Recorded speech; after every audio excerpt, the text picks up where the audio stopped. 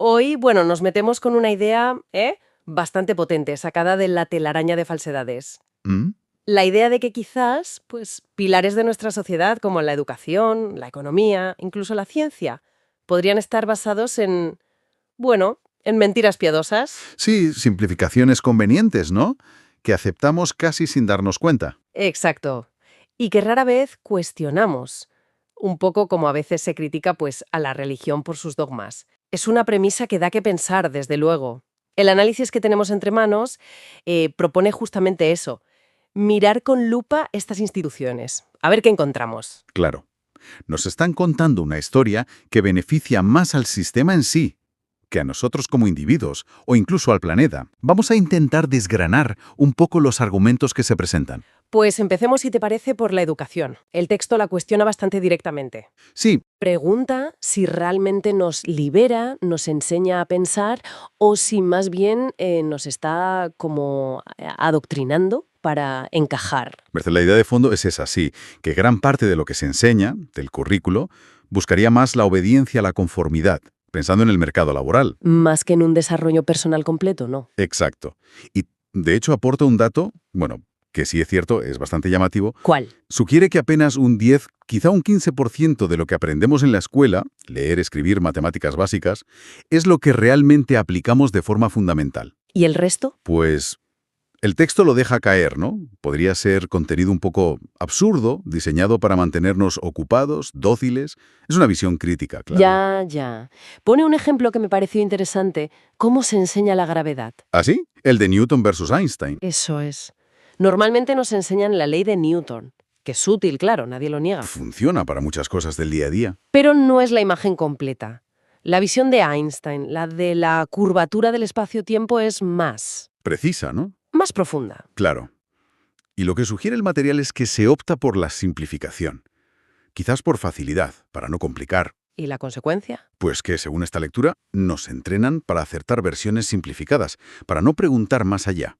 Se prioriza que algo sea funcional, que sirva para aprobar o para ciertos trabajos, antes que la comprensión real. Entiendo.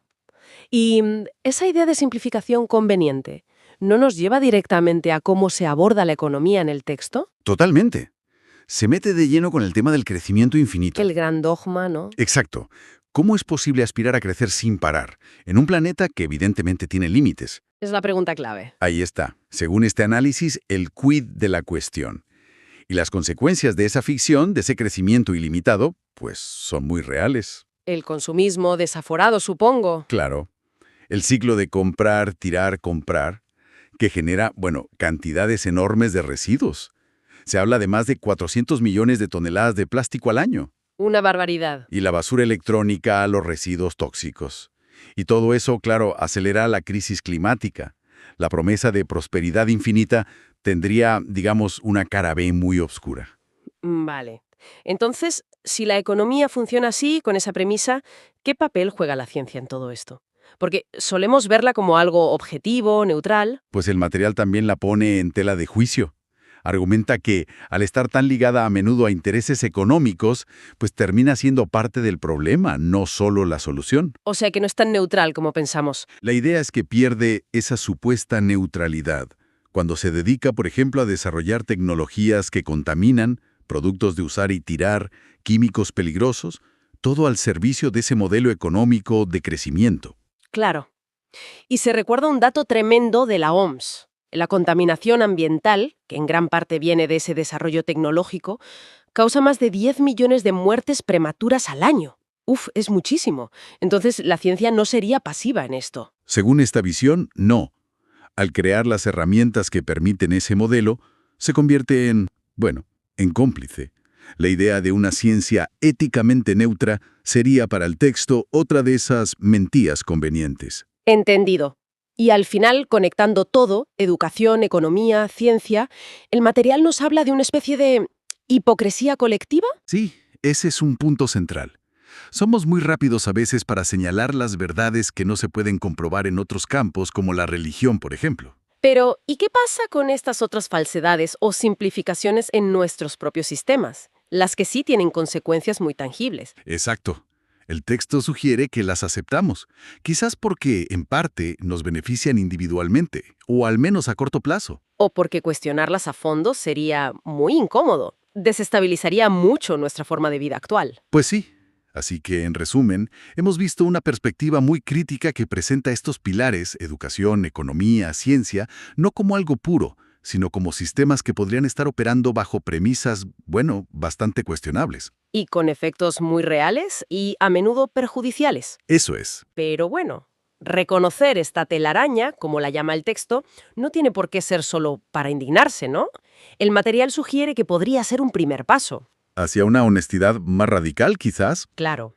Y desde ahí, pues intentar impulsar cambios, buscar una educación que de verdad fomente el pensamiento crítico, una economía centrada en la vida, en el planeta. Y una ciencia que tenga muy en cuenta la ética y el impacto real de lo que desarrolla, con controles más rigurosos. Sí. Y bueno, para terminar, dejamos una pregunta flotando que sale directamente de este análisis. A ver. ¿Creemos que podemos realmente salir de esta red de simplificaciones, de mentiras útiles? ¿O es quizás el precio que tenemos que pagar por vivir en sociedades tan complejas? Un panorama bastante oscuro, la verdad. Y la ciencia, que siempre la vemos como el pilar de la objetividad, ¿no? Pues según estos textos, tampoco sale muy bien parada. Se la acusa de no ser neutral. Efectivamente. La crítica ahí apunta a que la ciencia muchas veces está, supeditada a intereses económicos, políticos. No se habla solo de investigación pura, sino de cómo sus aplicaciones, según la fuente, acaban contribuyendo a la contaminación, al consumismo, por ejemplo, con tecnologías diseñadas para durar poco, la obsolescencia programada, o desarrollando químicos tóxicos. Pero, a ver, aquí siempre está el debate.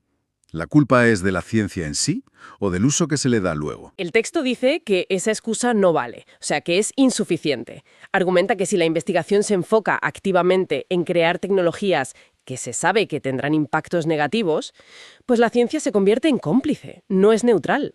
Menciona, por ejemplo, que la contaminación ambiental, que en parte viene de desarrollos científicos aplicados en la industria, causa más de 10 millones de muertes al año. Así que desde este punto de vista, la responsabilidad ética de la ciencia es, pues, ineludible. Entonces, resumiendo un poco lo que exponen estas fuentes. Si la educación puede tender a la conformidad, la economía basarse en algo insostenible y la ciencia no ser siempre neutral, ¿no seremos un poco hipócritas al señalar solo las mentiras de otros, como las de la religión? Esa es la conclusión incómoda que plantea el texto, sí. Una especie de hipocresía colectiva, que aceptamos las narrativas que nos vienen bien, las que sostienen nuestro sistema, educación liberadora, economía sostenible, ciencia neutra, porque no son cómodas, ¿no? Mientras somos muy críticos con las narrativas ajenas. Y estas falsedades funcionales, como las llama, no serían errores puntuales del sistema, sino parte de cómo funciona, el sistema mismo.